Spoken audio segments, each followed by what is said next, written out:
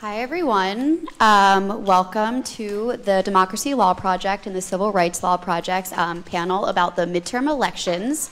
As a part of TPIC Public Interest Week, we were just joking among ourselves that we hope that turnout for the midterms is like the turnout here. Very good. So I'm Danielle Lazarus. I am co-president of the Democracy Law Project. And I'm Emily Danzer. I'm co-president of the Civil Rights Law Project. We have a lot to talk about today, so we're going to launch into some brief introductions of our panelists. On the far right is Adam Bonin. He formed the law offices of Adam Bonin in 2012, where he represents clients on political and election law matters, including campaign finance, pay-to-play, official ethics, and lobbying compliance. He's represented and continues to represent candidates for office in positions ranging from the President of the United States and Governor to City Council and Township Commissioner. Recently, in 2016, he served as lead Philadelphia County Counsel for Hillary for America and served as statewide counsel to the campaign during the recount in Pennsylvania. Adam completed his undergraduate studies at Amherst College and earned his law degree from the University of Chicago Law School. Catherine Meza, next in line, is senior counsel at the NAACP Legal Defense and Educational Fund. Prior to joining LDF, she was a trial attorney in the voting section of the DOJ's Civil Rights Division. She served as the lead attorney for the United States in a challenge against North Carolina's elections law, which cut early voting days, ended same-day registration and out-of-precinct voting, and cut a program to pre-register high school students that would be 18 by election day. Ms. Meza argued, and the Fourth Circuit agreed with her, that North Carolina had enacted those provisions of the law with discriminatory intent. Moving down the line, Sean Morales Doyle serves as counsel in the democracy program at the Brennan Center for Justice. His work focuses primarily on voting rights in elections, especially automatic voter registration, voter fraud, and voting rights restoration.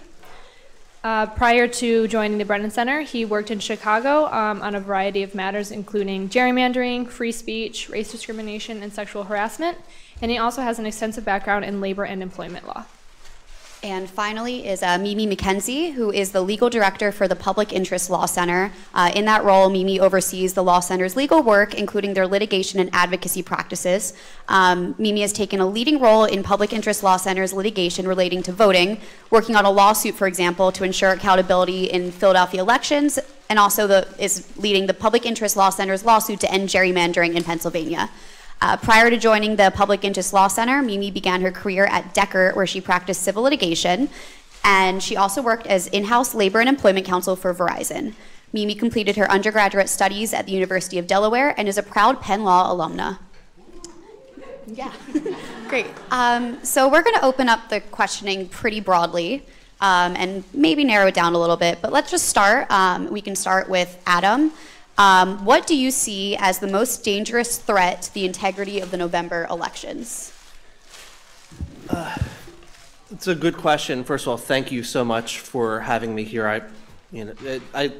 As we'll get into later, I've really enjoyed working with the Democracy Law Project here at Penn, and you do great and important work. A couple months ago, I hosted a panel at the Netroots Nation conference with the Secretaries of State of Connecticut, California, and Vermont. And to be clear, they're all elected secretaries of state. They're not appointed. They were all elected as Democrats. So if you want to take this into account, take this into account. But they all were insistent that the threat of foreign interference with our elections is real, that they had received credible reports through the Department of Homeland Security that foreign agents, including, through the Russian government, had attempted to penetrate their voter registration databases. They had pinged them. There were no records that they had been successful in any of those accounts, but the foreign threat to our elections on that end is a real one.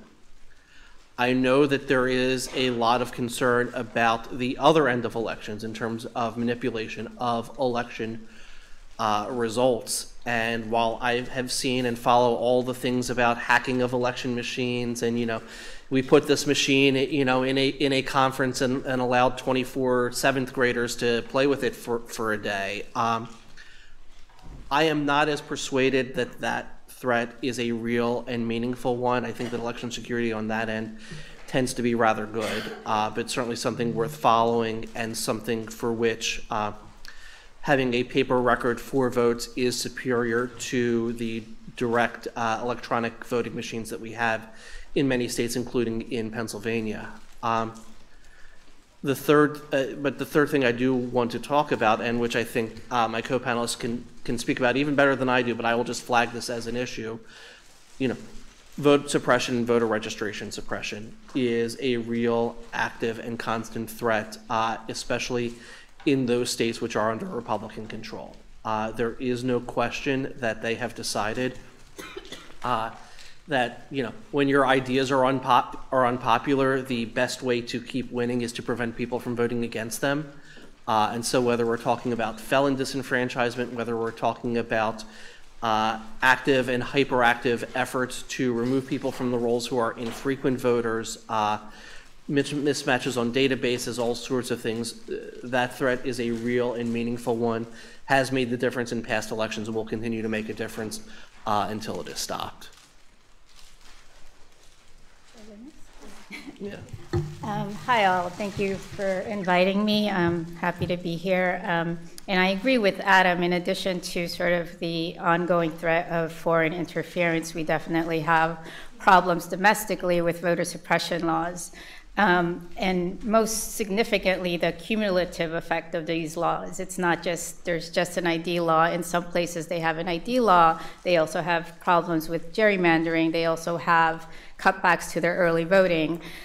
So things like restrictive ID laws in several states, thankfully a challenge to the ID law here was successful, so there's no requirement for a photo ID in Pennsylvania. Cutbacks to early voting or no excuse absentee voting in places that offer that, and people make use of it, and in some instances jurisdictions have cut back on that, and that has had a discriminatory effect.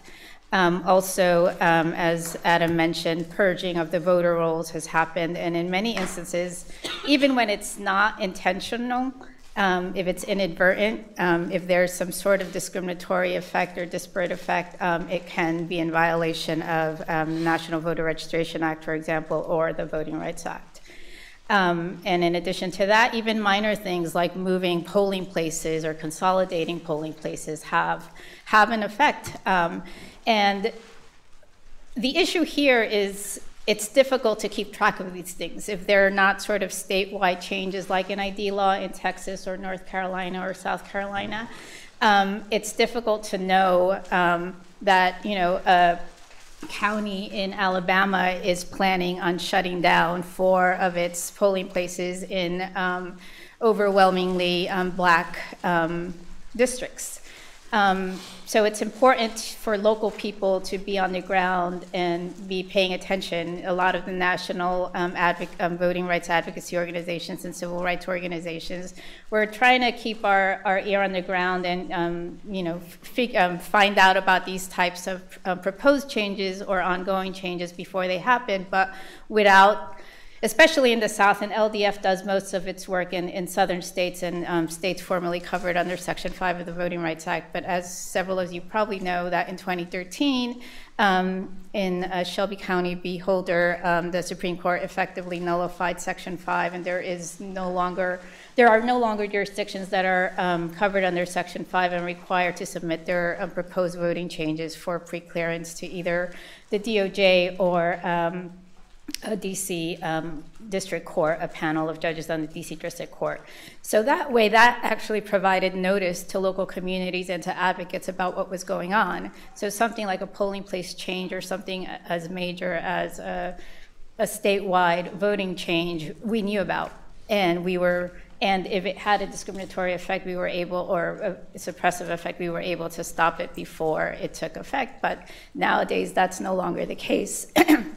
And especially with respect to the what seems like more minor changes like polling place consolidation or closing polling places, unless there are advocates on the ground who are aware, there's really no way of knowing. And a good example recently in Georgia, Randolph County, there were local advocates who knew that was happening, who called national attention to it, but that's happening all around the country and not getting the same sort of attention. As far as dangers to the upcoming elections and future elections, I see that as probably the biggest threat. And by the way, just to add a brief note, there is no early voting in Pennsylvania. If you are, unless you file for an absentee ballot because you know that you will be unable to make it to the polls on election day, you have to vote on election day between 7 a.m. and 8 p.m., period. We have no early voting whatsoever. We have no same-day registration. We have a registration deadline of next Tuesday. If your application is not in by next Tuesday, you cannot vote in the election in Pennsylvania.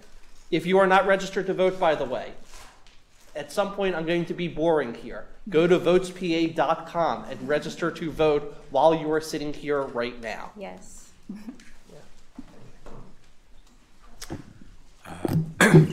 Hello, thanks also for having me. I appreciate the opportunity to be here.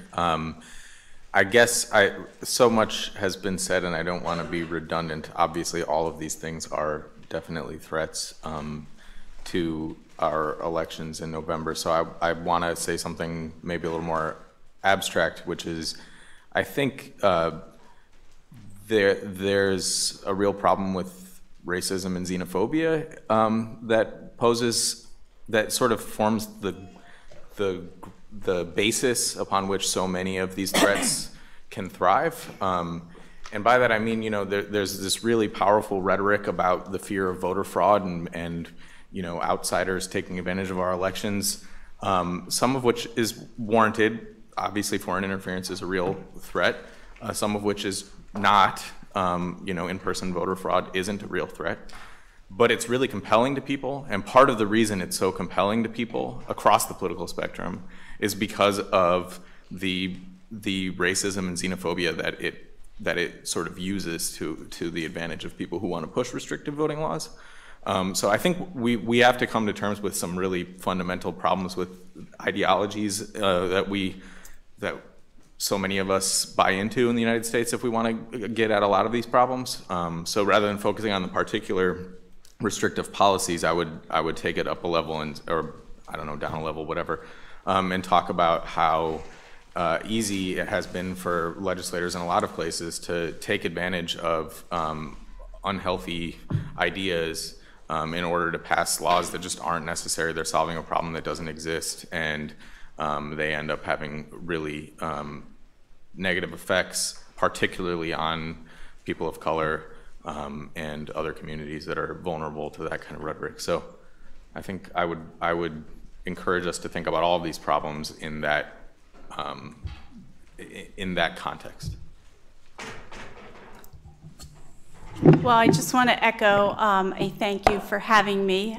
I hate going last because it's hard to make as astute observations and not be repetitive. But one thing I want to pick up on is this idea that some of the things that threaten the integrity of our elections or that suppress votes aren't even from individuals or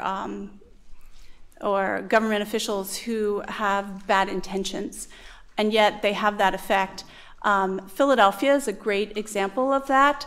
So, for example, in Philadelphia, there are just numerous polls that are not ADA accessible. That's ridiculous.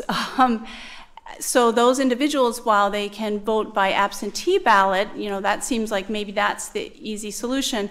A lot of people who are impacted by that are elderly, have mobility issues, don't have access to the internet. So voting by absentee is actually more difficult than you would realize.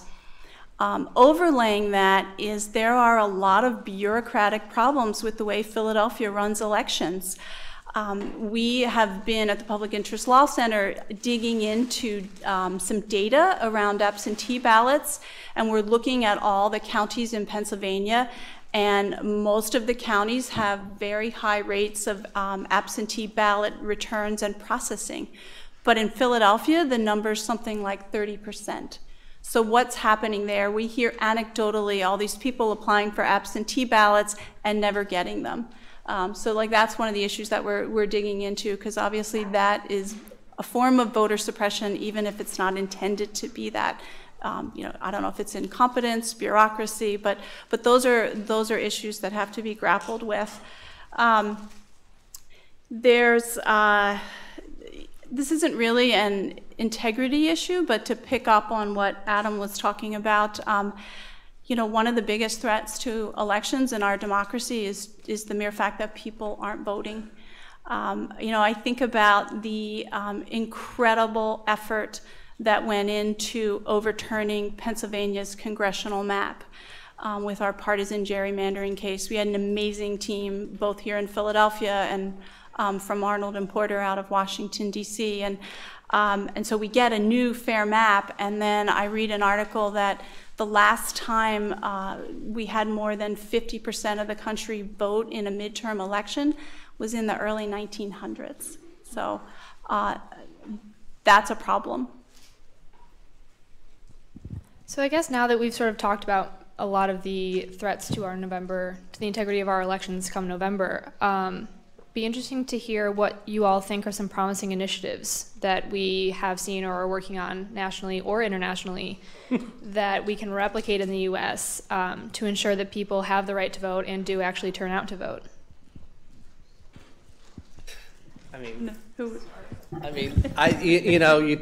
I would love to have same-day voter registration in Pennsylvania. I would love to have modern election administration such that, even if it weren't same-day registration for a voter, voters, to ensure that voters' names appear in the poll books. About, 12,000 voters' names didn't appear in the books in 2012 between people who had registered late in the process and processing was delayed because of Superstorm Sandy, and people who had turned 18 in between when they registered and, after they registered but before Election Day, such that they were supposed to be added to the books. And there were printing errors in Philadelphia, and all these people's names didn't appear in the books. And so they showed up on Election Day, and they could only vote by provisional ballot, and that's only if the people who were running the elections at that polling place knew about provisional balloting, or the voter knew about provisional balloting. There's a lot that can be done to modernize elections. Early voting, we don't have that here. I know many states do. It would be wonderful to bring that to Pennsylvania. Yeah, I agree with a lot of those proposals just for everywhere. I think places that you would assume have a more progressive or modern election system do not. The same is the case in New York, for instance. They do not have early voting or no excuse absentee voting. They don't have same-day registration. But there's a move throughout the country, especially in what's seen as more progressive states recently, towards comprehensive or what's called automatic voter registration. And that would, I think would help immensely with problems like low turnout if you remove some of the burden of figuring out how you have to register and where you have to register.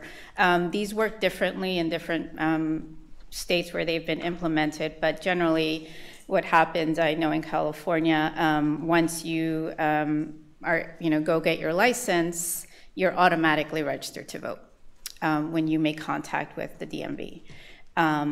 Things like that, as well as early voting. I'm a big proponent of early voting. There's no reason why voting should only happen on Election Day. People are busy. People have other responsibilities.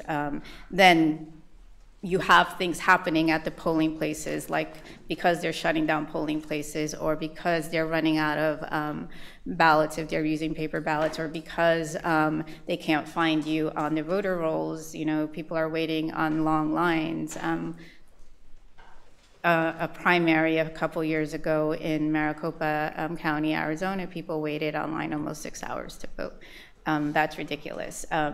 Our last prior to 2016, our last presidential election, there were people in Miami-Dade County waiting up to 8 hours to vote. Implementing these really progressive election reforms would go a long way to addressing those problems and the reason why many times we have such low turnout. Yeah, I'd second that.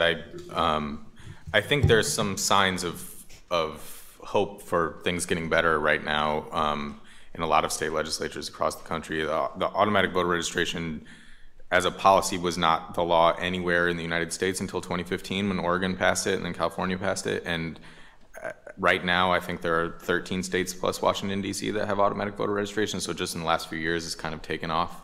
This year, it passed in New Jersey, Maryland, Massachusetts, and Washington, and it's on the ballot in Nevada in November. So it could be 5 states added to the list just in 2018. And I also agree that I think there are a lot of state legislators that are, and just elected officials generally, that are realizing that this is, I think we are in a bit of a moment for voting rights in terms of the popular political understanding. Like there are far more just regular folks who pay attention and care about this issue, and some of that's because of all the bad rhetoric I was talking about before, but some of it is very positive. And I think that there are a lot of elected officials who are realizing that, and so they're prioritizing when they get into office these voting rights issues.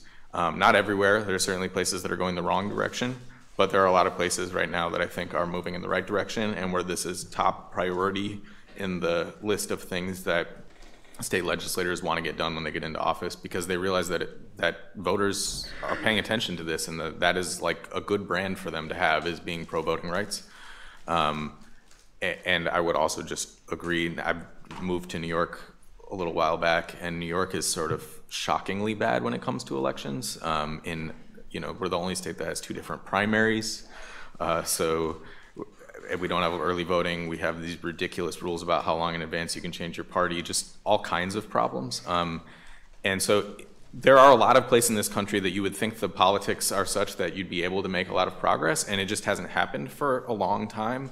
But I think we are reaching a moment where there are a lot of state lawmakers that realize that this is something that will get them a lot of credit with voters. And so I'm hoping that we have seen a lot of change recently, and we're about to see a lot more. Yeah, I don't know that the picture is quite as optimistic in Pennsylvania, Adam. No, I mean, only in terms of what I would like to see, not what I expect to see. Right. We're not going to get anything good until after 2022. Yeah, so in Pennsylvania, one of our challenges is, although we tackled and conquered congressional district map gerrymandering, our General Assembly, of course, is also gerrymandered. And as a result of that, it's often very difficult to get these progressive changes made through the state legislature. One of the things that I most certainly would like to see in Pennsylvania is to take the politicians out of the map drawing. To use a cliche, it's like the fox guarding the hen house. And there are examples from around the country. California, of course, is always one of them, where they have independent commissions draw the lines, both for congressional maps as well as the state representative maps. The evidence, I think, is overwhelming that in those states they have more competitive elections. Voters have a sense that their vote actually matters. It's not a fait accompli. The idea that politicians are picking their voters as opposed to voters picking their politicians is about as anti-democratic as you can get. So I think that would be a wonderful change. It's going to be extremely difficult for that to happen anytime soon in Pennsylvania. We do not have ballot initiatives here, so you have to have a state constitutional amendment. Although, the other thing I will say, when it comes to issues of partisan gerrymandering, where you have the perfect storm for partisan gerrymandering is when all the levers are controlled by one party. And that was certainly the situation in Pennsylvania after the 2010 census. That may not be the situation in Pennsylvania after the 2020 census. So, that is a little bit of a check on the line drawing. Yeah, we have never had better conditions in Pennsylvania than this past year to see fundamental gerrymandering reform. Because what we have, this is what Republicans are looking at right now. On the state legislative level, gerrymandering is a 5-member commission. It's the 4 legislative leaders, so 2 Republicans and 2 Democrats, and a 5th person, the chairman, who's appointed by the state Supreme Court. Because of the 2015 statewide state Supreme Court elections, and the fact that we elect state Supreme Court justices is a whole other issue, job opportunity for me, however. Because of the results of those elections, it is assured that Democrats will be controlling the state Supreme Court in 2021 for the next redistricting cycle, and therefore will control redistricting. Republicans therefore had huge incentives this year to take the power away from them and towards something that would be nonpartisan. They couldn't put something together to do that because they were greedy, because they refused to put in something that was nonpartisan, and it was such a legislative overreach that would effectively put them back in control anyway, that they couldn't get Democrats on board with it anymore, and despite a massive public interest push to get something done, nothing got done again, and now it is too late for anything to get done before the next cycle. If I could just add one thing that I meant to mention, and no one's mentioned, maybe we'll get to it, but probably the biggest thing nationally, I would say right now in the November election to keep an eye out for in terms of change in the voting rights landscape is the ballot initiative on Florida's ballot, which would effectively make 1.4 million people eligible to vote immediately after the election if it were to pass. And that's the initiative. The ballot initiative would basically change the Florida constitutional provision that permanently disenfranchises anybody with a felony conviction in their past. So I just want to make sure I mentioned that. But I will also, and I'm sorry for hogging the mic, but I will say because of the work that folks have been doing to challenge the maps in places like Pennsylvania, the work the Public Interest Law Center did to actually have success there, in part because of that. What I was talking about before with this moment in national politics, I think there are a lot of people right now who know what the heck a partisan gerrymander is that never thought about this issue before. And so maybe not in Pennsylvania, but in a lot of states, there actually are pushes to either have ballot initiatives or legislative changes to the way that redistricting is done, because there's a lot of popular support for it in a way that there hasn't been in the past. When I moved to New York, my mover found out that I was coming to New York to work at the Brennan Center, and I was going to be working on voting rights, and he just launched into this whole thing about partisan gerrymandering litigation in Wisconsin and in Pennsylvania. He knew everything about it, and that has not always been the case, that people who have no professional reason to be involved in these issues are really thinking about them. So in some parts of the country, I think there's an opportunity for some real change. Okay, so following up on gerrymandering, Mimi, will you explain why the strategy in Pennsylvania worked to change the statewide congressional map, yet we've seen a lot about Supreme Court cases that don't have the same effect? And then as a follow-up for the rest of the panel, there's a lot of talk in the media about a quote-unquote blue wave. Can you explain what a blue wave is and why that can happen if there's still so much gerrymandering that's running rampant in our country? But let's start with Mimi. Yes, so, we had a lot of important strategic decisions to make when we decided to challenge gerrymandering, congressional gerrymandering in Pennsylvania. And one of the most important questions was, are we going to go into federal court? Are we going to go into state court? And most of the cases had been going into federal court, and there was this hope that Justice Kennedy, being the swing vote, that there would finally be a case that would be egregious enough and you'd be able to measure it in such a way that Justice Kennedy would find that a partisan gerrymander violated the Constitution. And that's sort of the path that the Wisconsin case was on, the North Carolina case, the Maryland case. So we were looking at that. At the same time, a couple of things were happening. One was just the timing of our lawsuit. In a perfect world, we really wanted to fix this as soon as possible. So for the 2018 election, we certainly had time to fix it for 2020, but 2018 was going to be pretty tight.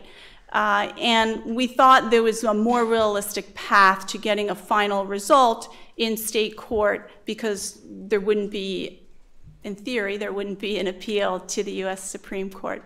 Whereas gerrymandering challenges in federal court, they go to a 3-judge panel and they have an automatic right of appeal to the U.S. Supreme Court.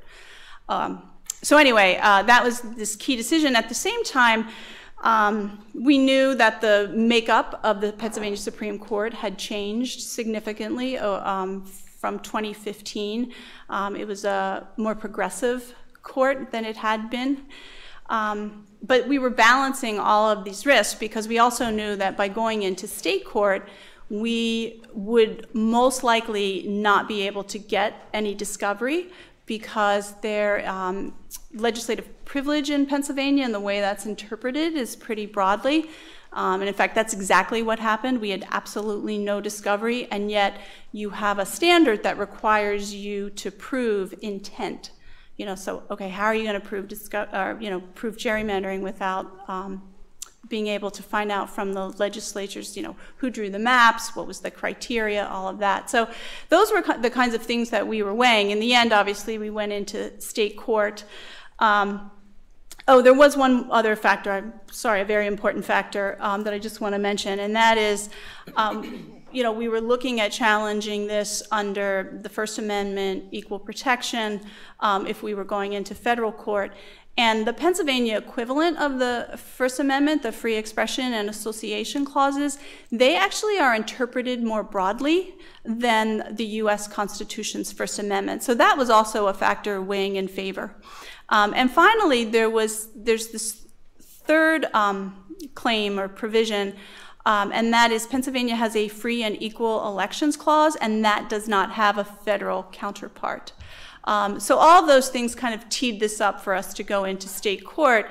And in the end, the Pennsylvania Supreme Court held that on the basis of the free and equal elections clause, this map violated that state constitutional provision. That really, I think, insulates it from any Supreme Court review. And yet, at the same time, I do think that there are lessons and takeaways from our cases that other states around the country could use in challenging partisan gerrymandering. So, I don't even know if I answered your question, but no, it was, as someone who was, on the outside looking in on that one, it was an absolutely brilliant litigation strategy. Kept all the claims confined to the Pennsylvania Constitution. There were no federal claims whatsoever. Kept it in state court. We're fortunate, I think, that on the Commonwealth Court level and the trial court level, it was assigned to a judge who, even though he was nominated and elected as a Republican, I thought was really faithful, diligent, and fair in his findings of fact, which then ended up going up before the state Supreme Court. And the court's composition changed. And if there's a lesson for progressives generally to be drawn about this, even beyond the gerrymandering arena, it's, as we fear a U.S. Supreme Court that is going to be more hostile towards lots of issues of civil rights and civil liberties, that looking at state Supreme Courts, both in terms of their composition and election, and state constitutions going forward is a necessary strategy. And there are a lot of other states that have free and fair or fair and equal elections clauses in their constitution, so that's something to keep in mind. I will say, too, to quote Adam about getting greedy, that certainly made our job easier. This map, the prior map, was truly an abomination, if any of you are familiar. Even just when you looked at it, it was cartoonish. Yeah. There is, for those of you who know the King of Prussia Mall, there is a steakhouse outside the King of Prussia Mall called Creed's. It is the only point which united parts of the 7th Congressional District. It's sort of all spread out in like a pinwheel from there. It's nuts. And the Public Interest Law Center ended up holding one of its fundraisers for the gerrymandering suit at that steakhouse, which I thought was perfect. So what's a blue wave? We have a wave? sense of humor. So what's a blue wave, and how can that happen if other states are still really gerrymandered? I have a feeling Adam's probably the most free to talk about this. Let's be clear. I represent among my clients the Pennsylvania House and Senate Democratic campaign committees. I have an intimate view of what is going on right now, of where funds are being spent right now, about where our targets are right now. We are down 19 seats in the 200-seat state house. We are at 33-17 in the state Senate, with half of the state Senate being up right now.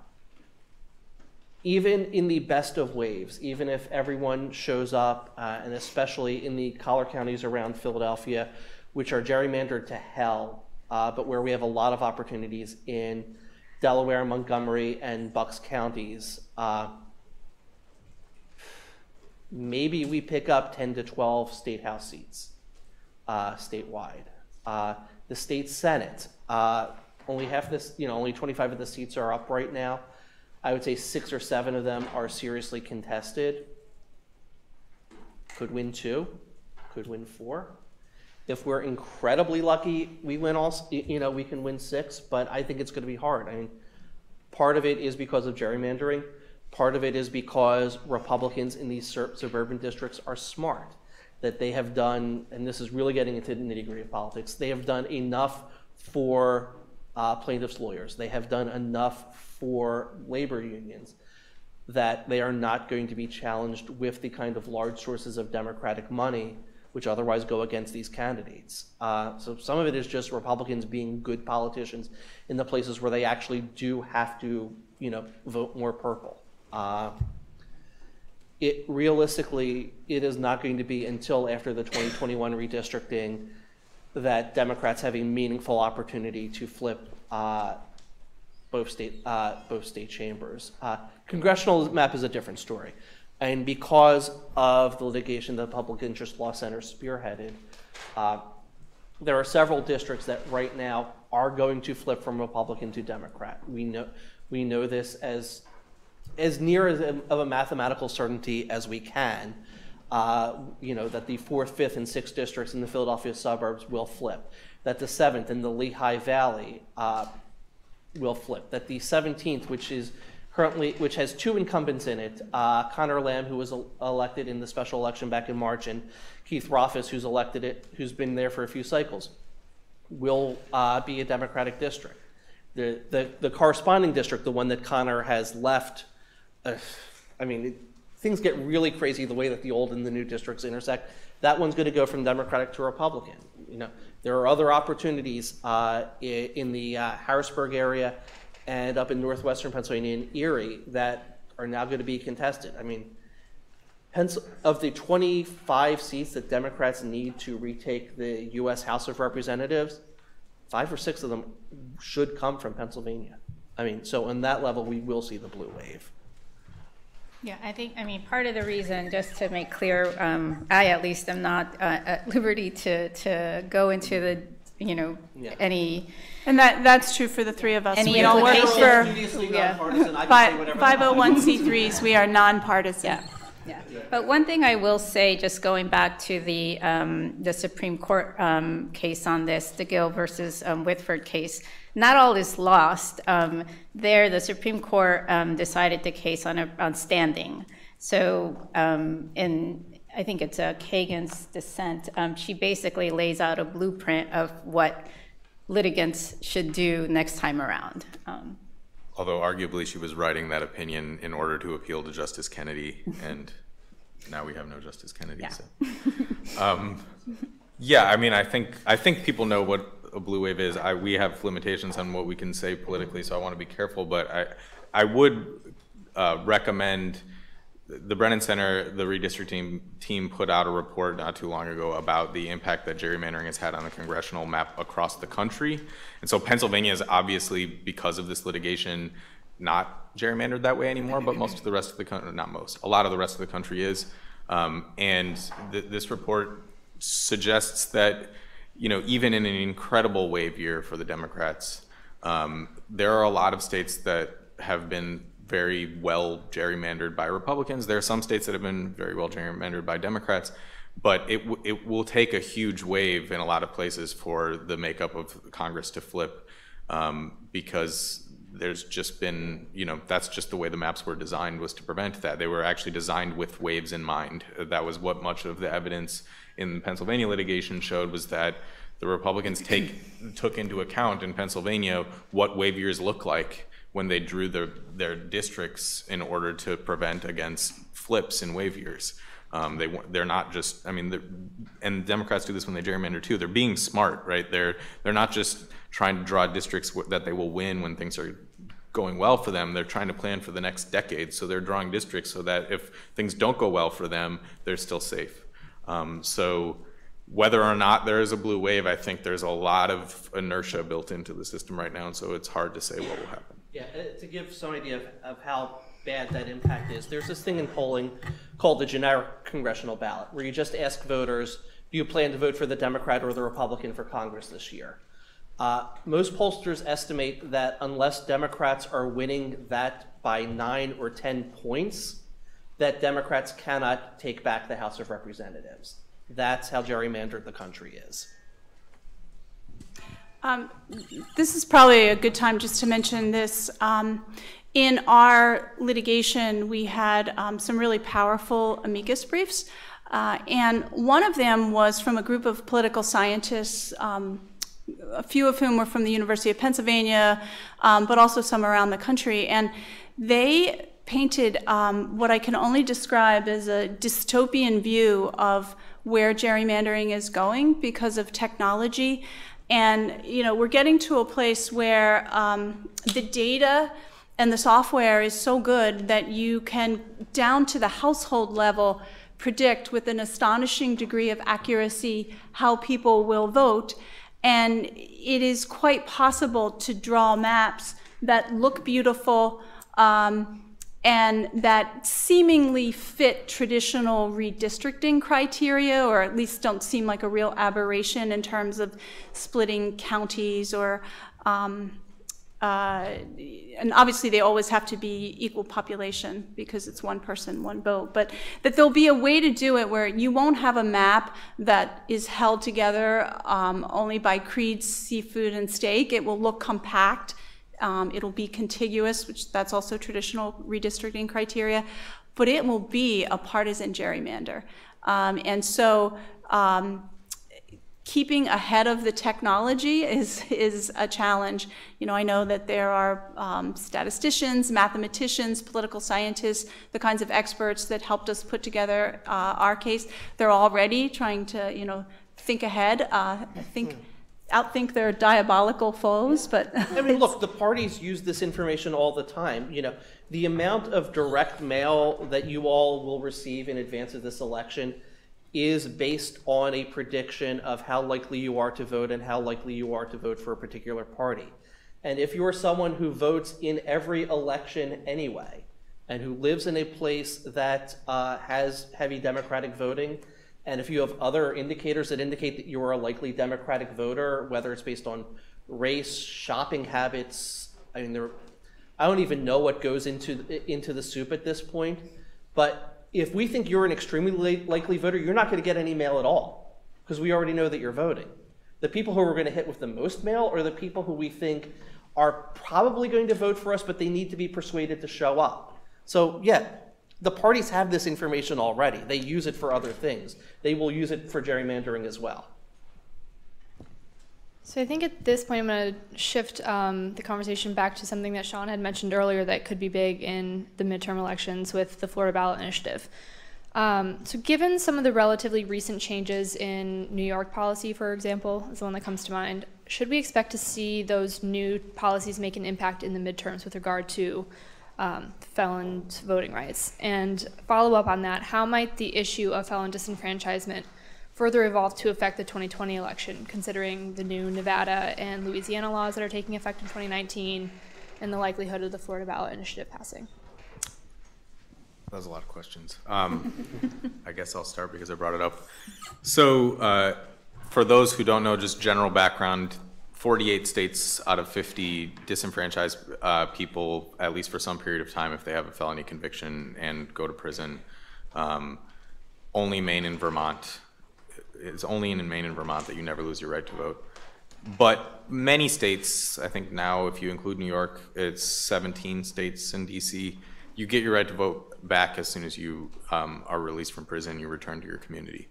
But in many states, that's not the case. And so right now there's something like 6.1 million people in the country that can't vote because of a felony conviction in their past, like 4.7 million people who are living in the community who can't vote. So these people who are living, working, paying taxes, sending their kids to public schools, they can't vote for the public school board. It's 4.7 million people. It's a pretty large number.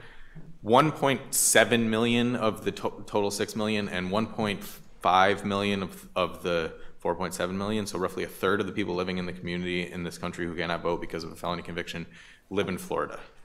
That is because Florida is one of only 3 states that permanently denies the right to vote to anybody with a felony conviction in their past for the rest of their life, unless the governor and his clemency board decide to grant a restoration of voting rights on an individual basis, which does not happen very often these days.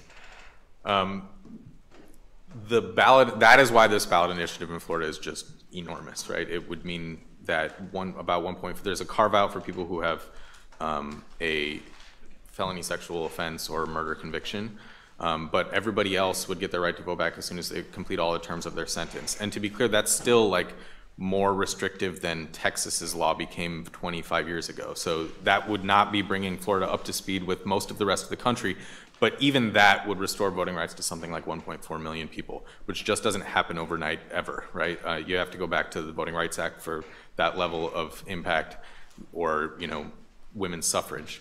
So it's huge. But this is also an issue in a lot of other states. Where I live in New York, the governor just started using his pardon power to restore voting rights to people who are on parole, because New York's one of like 5 states that have this bizarre rule where if you're on probation, you can vote. If you're on parole, you can't vote. And while I think probably most people in this room know what that means, most people don't know what that means, right? So that actually leads not only to the disenfranchisement of everybody on parole, but to many people on probation or people who are otherwise just as involved because they just don't understand what the rules are. And when you have a conviction in your past, going and registering to vote when you're not sure whether you are eligible is something you probably don't want to risk. So the governor started using pardon power as of May, pardoned something like 24,000 people in May and has been doing it since then. So it's something like 30,000 people have had voting rights restored by Governor Cuomo in the last few months. We've been tracking the impact of that, and not surprisingly, people who have been formally disenfranchised are far less likely to register and to turn out to vote. And in New York, we have just abysmally low turnout rates anyway. I think we doubled our turnout rate for the September primary from previous primary, and we had a 24% turnout or something like that. So we think about 1,000 of those 30,000 people have been registered so far since May. That's not very many people, obviously. This isn't gonna like flip an election, which is part of the reason why it's absurd that this can't be passed by the legislature, because it's not gonna flip an election. It's not the kind of voting law that, you know, people in office need to be scared of in a place like New York, but it is only at 1,000 because there's been a lot of work by people on the ground to register people, do voter registration drives for people on parole, and we're working with a lot of those groups and trying to encourage that. And it's only 4 months, so I'm hopeful that that change will have a pretty big impact in the long run, but it also just has a really big impact on individual people's lives. When someone is returning to their community after being in prison, to send them the message that they're not actually fully welcome to participate in their community is like the worst thing you can do to someone that you're asking to reintegrate, right? It just doesn't make sense from a criminal justice perspective, and it's denying full citizenship to people even after they've paid their debt back for whatever they were convicted of. So we think it's really good policy, and it's gotten a lot of bipartisan support lately for that reason, because people across the political spectrum really do believe in second chances and in forgiveness. There are sort of core principles that people believe in that underlie voting rights restoration, which is why Florida has a real chance of passing this amendment. It requires 60% of the electorate to vote for it. That's the requirement for a constitutional amendment in Florida. That's a high hurdle, but it's so far been polling at above 70%. There hasn't really been an organized opposition against the ballot initiative. The Democratic candidate for governor has come out in favor of it. The Republican candidate hasn't taken a position on it. It seems like there is a broad enough support for this amendment that it could pass. And that's partially in Florida because it just affects so many people that like everyone in Florida knows someone who can't vote because of this. So it really hits home for people no matter where they are on the political spectrum. But we're hopeful that that change in Florida will, and the change that we've seen in New York, and there's been a change in Louisiana, that we're in a period right now that's been going on for a little while where we have some sort of sustained progress on rights restoration, and hopefully that will continue in other states as we move forward. And I'm going to be working on that every day in my job. It does have the potential, when you're talking about 6 million people, to have a huge impact on elections. But I think what's kind of crazy about it is, about this change, is it is not an entirely partisan impact that it's going to have, and that is sometimes why you get so many people behind it. I mean, there are a lot of people of both parties in Florida that can't vote because of this, and you can get people behind this in a way that doesn't split along party lines the way that some other voting rights issues do. That's not to say, I don't want to paint too rosy picture. Sometimes it absolutely comes down to partisan lines, and sometimes people have ideas about who's going to vote for them and whether or not they want them to have the right to vote, and that's a terrible thing. But this is an issue where we've seen some ability to really talk about sort of people's core principles and beliefs and how those line up with policy in a way that seems to sort of cut across those divides. I don't know whether I actually answered any of your questions, but I wanted to give some background as to what we're talking about. Well, I just wanted to mention, in terms of why there may be less support by some folks than others, has to do a lot with, I think, who makes up the community or the population of formerly incarcerated folks, given the racial discrimination in our criminal justice system. Absolutely. It turns out, these folks are overwhelmingly people of color. And that has a lot to do why this is getting support or not. Yes, I think 1 out of every 5 black adults can't vote in Florida because of their felon disenfranchisement law.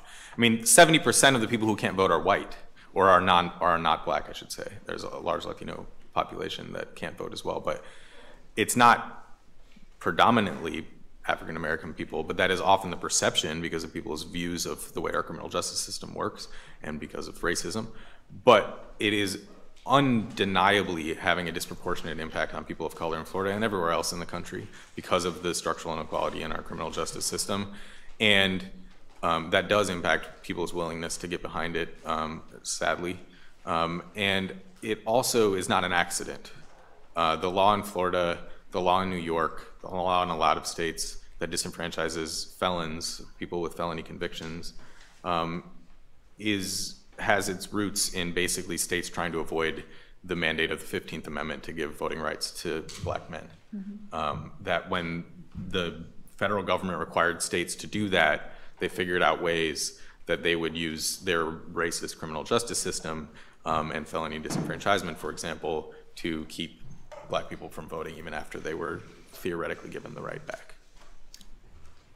If I could just briefly mention a somewhat related issue in terms of just how mass incarceration and racism impacts elections, an issue that we're working on right now at the Public Interest Law Center that folks may not be that familiar with is prison-based gerrymandering.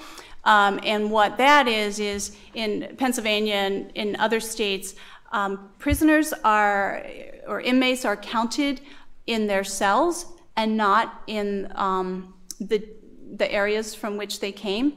And that has a big impact when it comes to drawing the lines for the state legislative districts because they're smaller. And what happens is it gives an outsized voice, if you will, to rural communities where these prisons are based, and yet the vast majority of inmates, of course, are coming from Philadelphia and Allegheny County, which is the Pittsburgh area.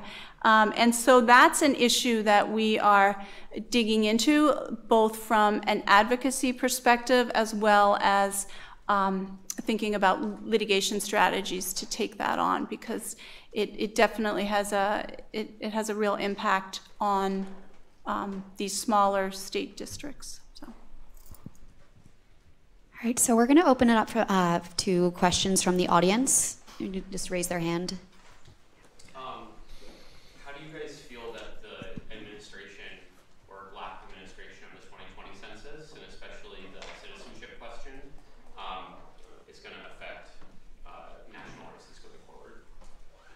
Well, yeah, that's a big deal. I think if any sort of issue people should be paying attention to, even though it's in 2020, it's the census, and especially the proposal to add the citizenship question. I'll sort of briefly go over. So the Census Bureau already collects information on whether or not folks are citizens, but they collect it through the American Community Survey, which is administered, throughout the year, but only sort of sends these surveys to a sampling of the population. The decennial census is a shorter form and doesn't include that information. It doesn't include that question, excuse me.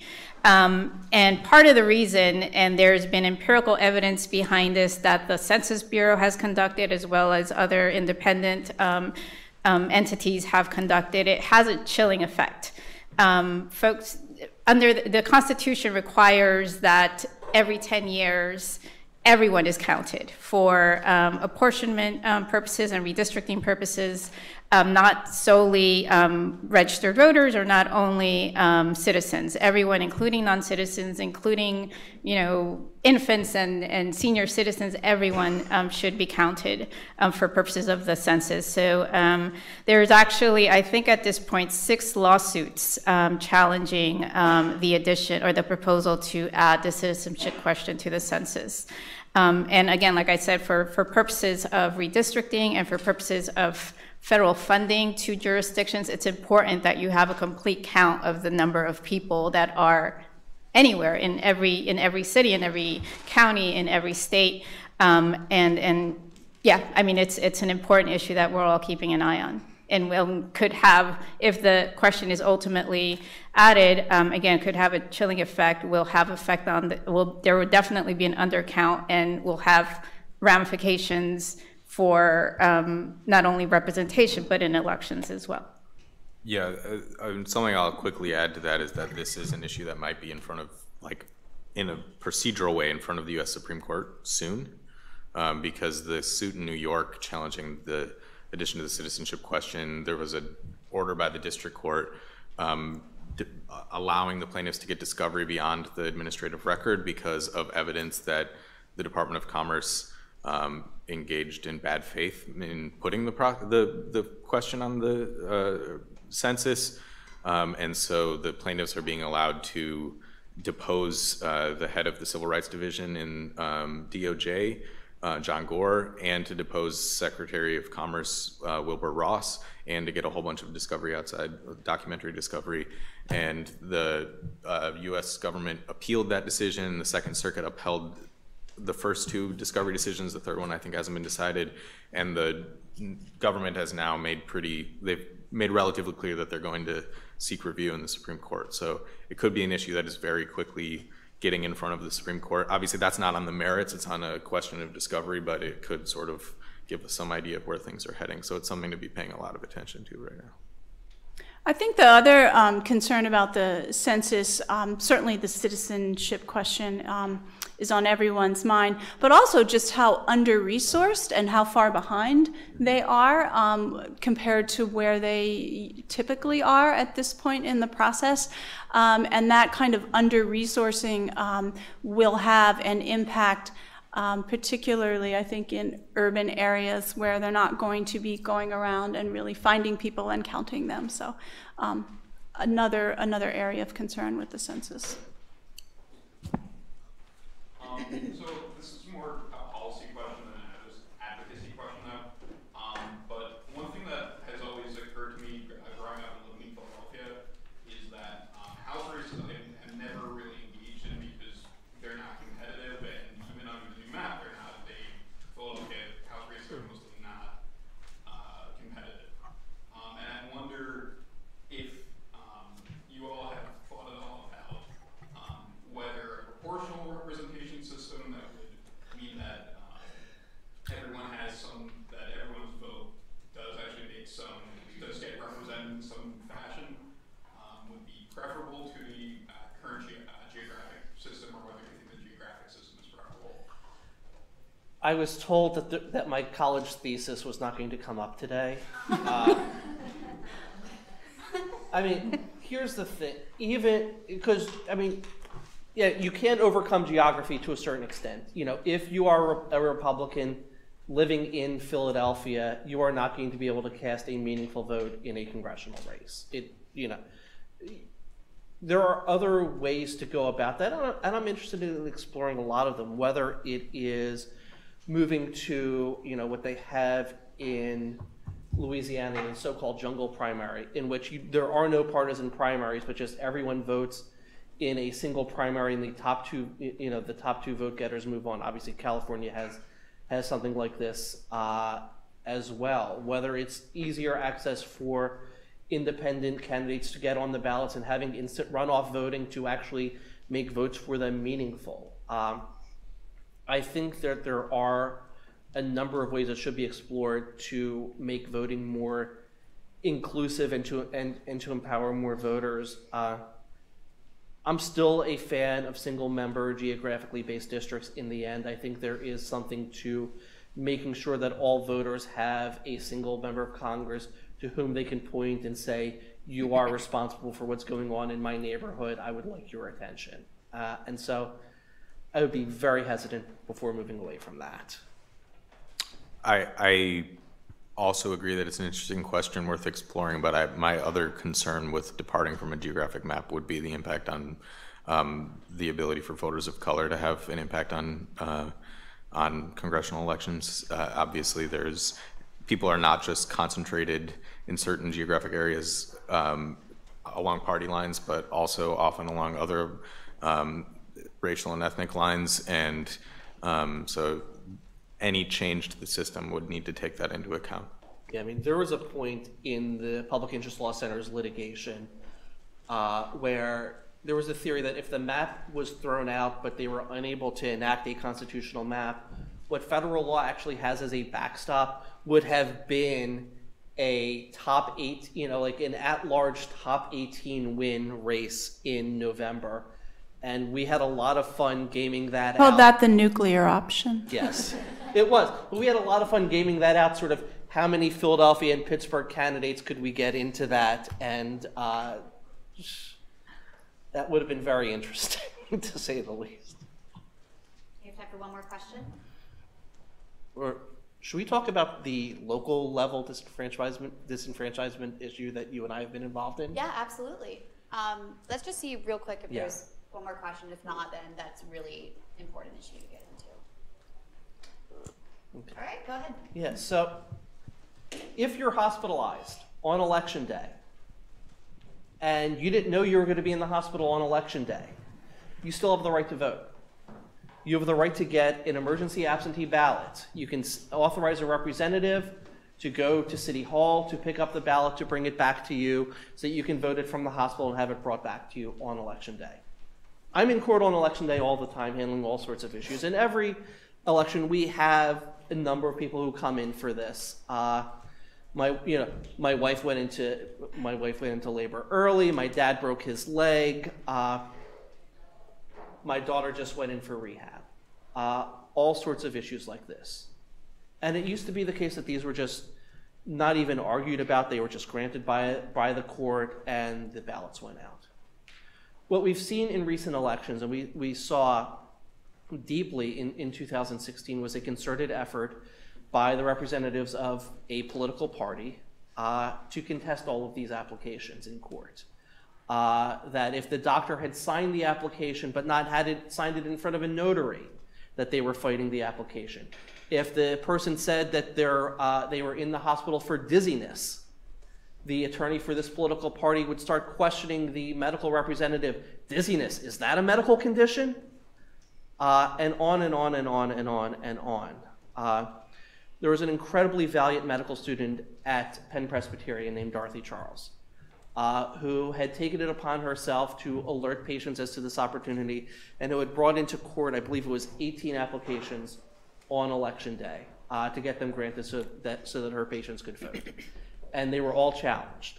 And it wasn't until about, I'm going to say 5 in the afternoon on election day that she finally had all of their voters' ballots and had to go back to Penn Presbyterian, get all of them voted, and get them back to City Hall by 8 o'clock. 17 of the 18 were able to complete their ballots and get them in on time. And there's a great story on Huffington Post with video about all of this. After that happened, I reached out to Dorothy and was like, we have to find a way to do this better. So through her outreach at Penn Presbyterian, through the Democracy Law Project here, we now have a system in place which we've tested at Penn Presbyterian, which is expanded to HUP as of this election, to have a systematic basis to let all voters know about their right to vote, even if they're hospitalized, and to get them their applications, to get them signed and authorized, to get them filled out, to get them hopefully handed in before Election Day itself, but even on Election Day. It has been an incredibly fulfilling effort to be able to empower these people to vote. I don't care what party they're voting for. We will never look. We don't care. But if you're in the hospital on Election Day, that should not deter you from your ability to vote. They need volunteers for this. We need law students to be working with the medical students and the doctors to make sure that all of these applications are filled out on time, to make sure that all of our training materials are accurate. Now, if we can get this right at Penn Presby, if we can get it right at HUP, we now have a model program that we can expand throughout the state to encourage law students and medical students to be working together to get thousands of hospitalized people on Election Day to enfranchise them and make sure that they have the right to vote. If this sounds interesting to you, talk to Danielle, talk to Neil. We would love to have your help. There aren't any more questions. I believe we're out of time. But I want to thank our panelists for being here. This was an unbelievable and very enlightening discussion about what's happening a month and 2 days from now. And if there's one takeaway, it should be to vote and to turn out. And it's more important than ever. So thank you very much.